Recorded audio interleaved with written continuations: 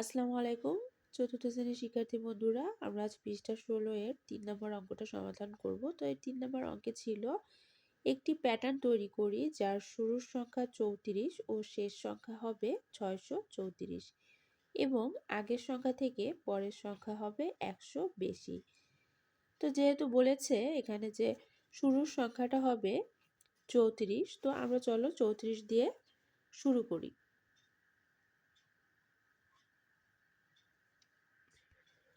তো আমি প্রথমে ৩৪ লিখে নিয়েছি। তো এরপরে এখানে বলেছে যে পরের সংখ্যাটা হবে ১০০ বেশি। তো যেহেতু বলেছে ১০০ বেশি, তো আমি পরের সংখ্যাটা হচ্ছে এই ৩৪-এর সাথে ১০০ যোগ করব।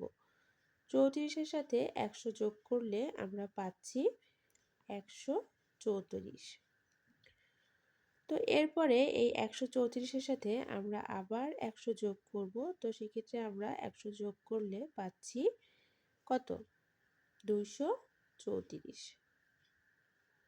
এই ২৩৪-এর সাথে আমরা আবার যদি ১০০ যোগ করি, তো আমরা পেয়ে যাচ্ছি ৩৩৪। তো এই ৩৩৪-এর সাথে আমরা যদি আবার ১০০ যোগ করি, তো কত হচ্ছে? ৩৩৪-এর সাথে ১০০ যোগ করে আমরা পেয়ে যাচ্ছি ৪৩৪। ৪৩৪-এর সাথে আমরা আবার যদি ১০০ যোগ করি, তাহলে আমরা পেয়ে যাচ্ছি ৫৩৪। ৫৩৪-এর সাথে আমরা যদি আবার ১০০ যোগ করি, তাহলে আমরা পেয়ে যাচ্ছি ৬৩৪। তো এই তো পেয়ে গেলাম আমরা ৬৩৪। আর প্রশ্নে বলা ছিল যে আগের সংখ্যাটা থেকে পরের সংখ্যাটা হবে ১০০ বেশি।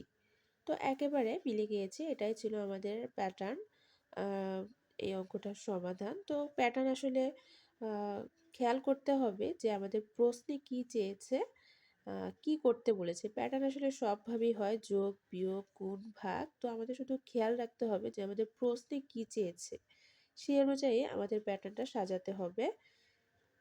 আশা করি তোমরা বুঝতে পেরেছো। আর বুঝতে না পারলে অবশ্যই আমাকে কমেন্ট করে জানাবে। ধন্যবাদ।